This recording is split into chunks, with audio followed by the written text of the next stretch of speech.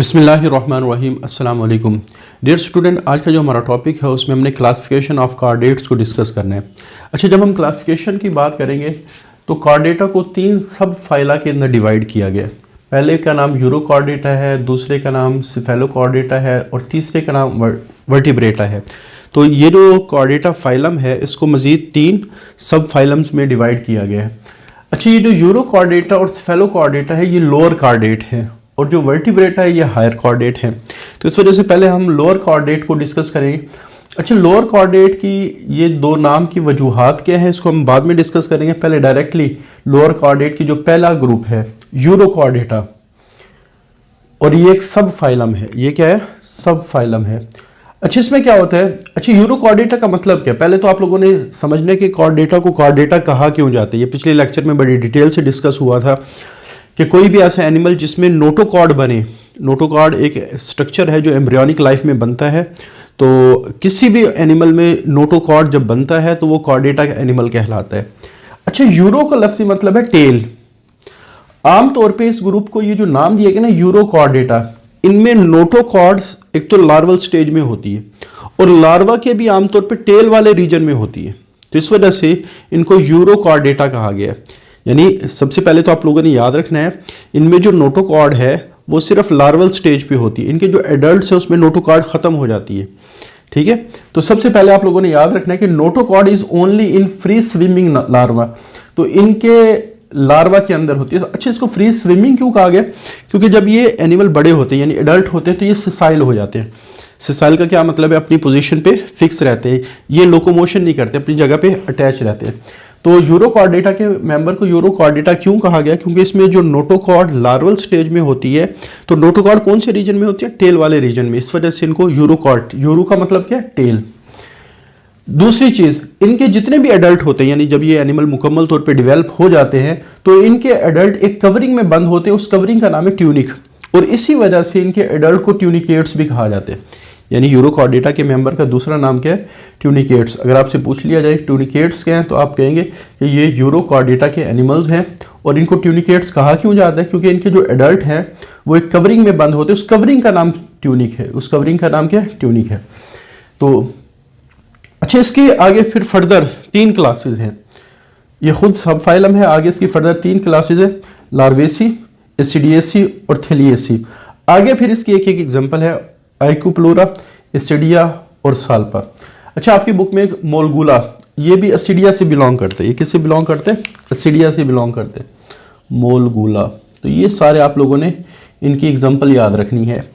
तो इस क्लासेस की डिटेल चूँकि आपकी बुक में नहीं लिखी, जस्ट नाम लिखे हैं, तो इस वजह से आप लोगों ने भी इनके नाम ही याद रखने हैं। अच्छा, उसके बाद जो दूसरी कैटेगरी हमारे पास है वो है सिफेलो कॉर्डेटा की। यूरो कॉर्डेटा को यूरो कॉर्डेटा क्यों कहा? यूरो का मतलब टेल। तो कॉर्डेटा नोटोकॉर्ड वाले एनिमल, जिसकी नोटोकॉर्ड टेल वाले रीजन में हो वो यूरो कॉर्डेट कहलाते हैं। और सिफेलो का मतलब होता है हेड, जिसकी नोटोकॉर्ड हेड से शुरू हो और टेल तक चली जाए। तो इनकी पूरी बॉडी में हेड से शुरू होती है, टेल तक नोटोकॉर्ड होती है। तो इस वजह से इनकी नोटोकॉर्ड की वजह से इन ग्रुप को नाम दिया गया extend along the entire length of the body, कि ये हेड से शुरू होती है, टेल पूरी लेंथ में ये मौजूद होती है और ये सारी जिंदगी बाकी रहती है। इनमें तो सिर्फ लार्वल स्टेज पे होती है ना, बाद में ये क्या हो जाती है? खत्म हो जाती है। अच्छा, ये एक छोटा सा ग्रुप है इस यानी कॉर्डेटा का। ये फाइलम जो ये भी सब फाइलम है, ये भी कौन सा है? सब फाइलम है। ये भी छोटा ग्रुप है और इसमें सिर्फ एक ही क्लास आती है, लेप्टोकार्डाई, और इसका बड़ा मशहूर मेंबर है ब्रैंकियोस्टोमा, जिसको आम जुबान में एम्फिऑक्सस कहा जाता है। तो बहरहाल ये एग्जांपल आप लोगों ने याद रखनी है। अच्छा, फिर उसके बाद हमारे पास जो हायर कार्डेट है या तीसरा सब फाइलम, जिसको वर्टिब्रेटा कहा गया है या जिसको क्रेनिएटा कहा गया है। क्रेनिएटा इनको क्यों कहा जाता है? यानी वर्टिब्रेट्स का दूसरा नाम क्या है? क्रेनिएटा। बेसिकली क्रेनियम की वजह से इनके अंदर एक स्ट्रक्चर होता है जिसको हम क्रेनियम कहते हैं। Cranium is a part of skull, खोपड़ी का हिस्सा है। खोपड़ी के दो हिस्से हैं, एक चेहरा, हमारा जो सर के अंदर खोपड़ी के अंदर स्केलेटन है उसका एक चेहरा, और एक ऊपर सर वाला हिस्सा जिसमें हमारा दिमाग बंद होता है। तो ये जो सर वाला हिस्सा ये क्रेनियम कहलाता है। तो हर वो एनिमल जिसके अंदर ये क्रेनियम होगा, जिसमें दिमाग बंद होगा, सर वाला हिस्सा क्रेनियम कहलाता है। क्रेनियम ये हड्डी का नाम है, उसके अंदर क्या है? ब्रेन है। तो हमारे पास हर वो एनिमल जिसके पास क्रेनियम हो और उस क्रेनियम के अंदर ब्रेन बंद हो तो वो क्रेनेटा एनिमल कहलाते हैं या क्रेनिएट्स कहलाते हैं। अच्छा, इनको वर्टिब्रेट्स क्यों कहा जाता है? इनमें ये जो नोटोकॉर्ड है वो वर्टिब्रल कॉलम में कन्वर्ट होता है, रीढ़ की हड्डी में कन्वर्ट होता है, इस वजह से इनका वर्टिब्रेटा भी नाम रखा गया है, क्रेनेटा भी नाम रखा गया है। अब ये जो एनिमल है इनमें ये वाला जो सख्त वाला हिस्सा क्रेनियम है ये नहीं है, इस वजह से इनका नाम रखा गया ए क्रेनेटा, विदाउट क्रेनियम, विदाउट क्रेनियम। अच्छा, आमतौर पे एवोल्यूशन का रूल है कि शुरू में जो ऑर्गेनिज्म बनते हैं वो सिंपल बनते हैं, बाद में वो कॉम्प्लेक्स होते हैं। तो इनका नाम ये जो प्रोटोकॉर्डेट्स रखा गया ना, प्रोटो का मतलब जो प्रिमिटिव शुरू वाली स्टेज, तो यानी इनके बारे में ये समझा जाता है, इन लोअर कॉर्डेट, यूरोकॉर्डेटा और स्फेलोकॉर्डेटा के मेंबर के बारे में ये समझा जाता है इनकी एवोल्यूशन पहले हुई है, यानी ये पहले वाले कॉर्डेट्स हैं, बाद में फिर इनसे वर्टिब्रेटा के मेंबर जो हायर कॉर्डेट्स बने हैं। तो प्रोटो का मतलब जब भी आएगा तो प्रिमिटिव, शुरू वाली स्टेजेस के लिए हम वर्ड इस्तेमाल करते हैं।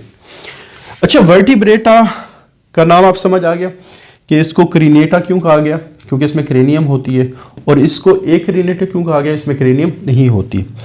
इनको वर्टिब्रेट्स क्यों कहा गया, क्योंकि इसमें वर्टिब्रल का नोटोकॉर्ड किस में कन्वर्ट हो जाती है, वर्टिब्रल कॉलम यानी रीढ़ की हड्डी में कन्वर्ट हो जाती है।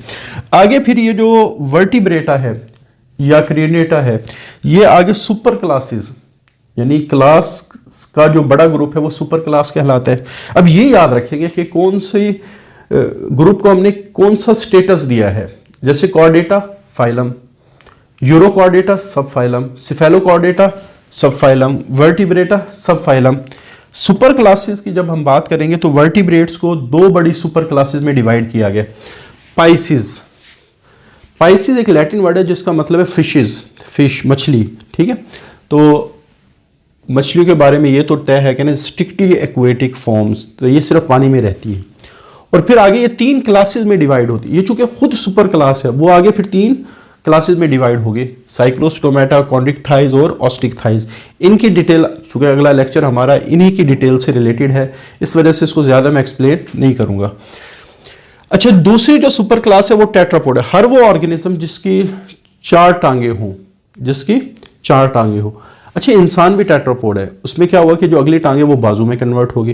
परिंदे भी टेट्रापोड हैं क्योंकि उनकी जो अगली टांगे हैं वो परों में कन्वर्ट हो गई। तो इस वजह से बात स्टूडेंट ये समझता है कि ये जितने भी जानवर हैं ना, जैसे घोड़ा, बकरी वगैरह, ये टेट्रापोड्स हैं, हालांकि इंसान भी टेट्रापोड है। फर्क क्या है कि इंसान में जो ऊपर आगे वाली टांगे थी वो किस में कन्वर्ट हो गई, बाजू में, और परिंदों में जो आगे वाली टांगे थी वो परों में कन्वर्ट होगी।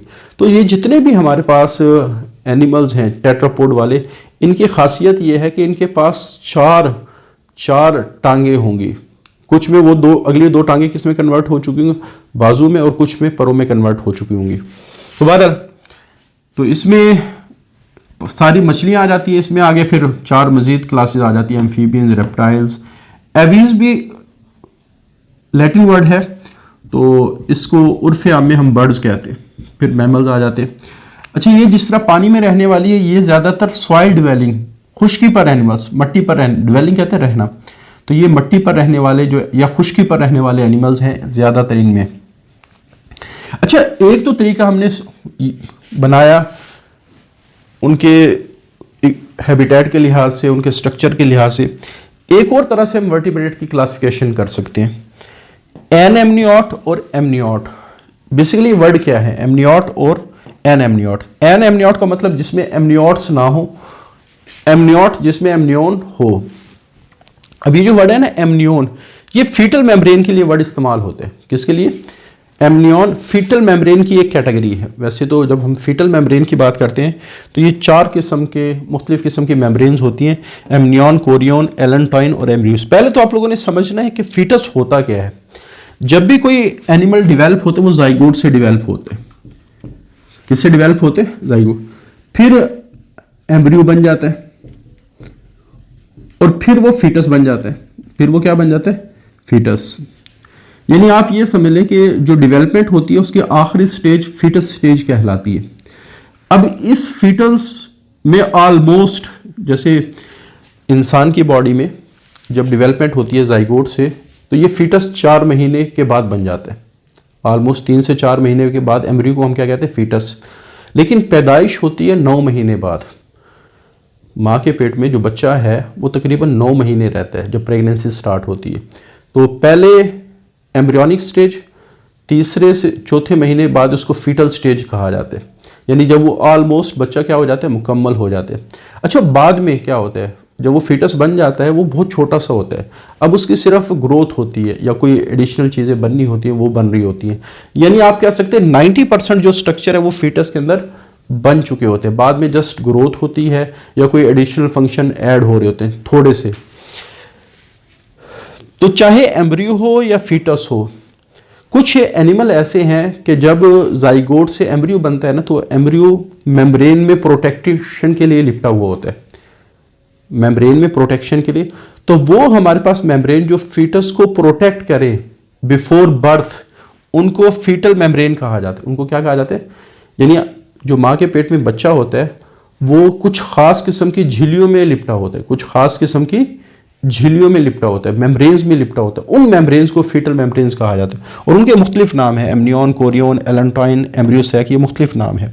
तो बहरहाल जिन एनिमल में एम्ब्रियो या foetus, embryo initial stage, foetus आखिरी स्टेज, तो जिनमें एम्ब्रियो या फीटस मेम्ब्रेन में नहीं लिपटा होता तो उनकी कैटेगरी है पाइसिस।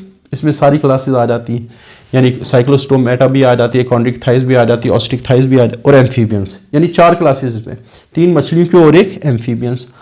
और जो एमनियट जिनमें मेम्ब्रेन के अंदर लिपटा होता है तो उसको रेप्टाइल्स, एवीज और मैमल्स वाली क्लास के अंदर ये मेम्ब्रेन्स बनती हैं। यानी ये जो क्लासिफिकेशन की गई है फीटल मेम्ब्रेन के लिहाज से, जिसमें फीटल मेम्ब्रेन है वो एमनियट्स, जिसमें फीटल मेम्ब्रेन नहीं है वो एनएमनियट्स। तो ये हमने मुख्तलिफ किस्म के अभी क्लासिफिकेशन स्टार्ट किया कॉर्डेट की।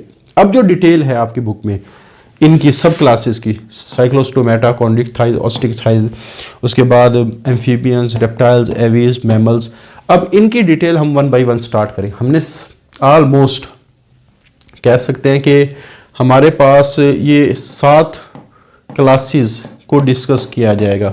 3 मछलियों की क्लासेस हैं और 4 क्लासेस हैं टेट्रापोड की।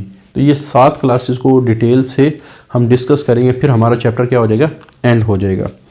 तो इंशाल्लाह अगले लेक्चर में फिर हम क्लासिफिकेशन का जो डिटेल है, जैसे अगले लेक्चर में कोशिश करेंगे साइक्लोस्टोमेटा और कॉन्ड्रिक्थाइस, इन दोनों को हम कवर अप करें। आज के लिए इतना ही, अल्लाह हाफिज़।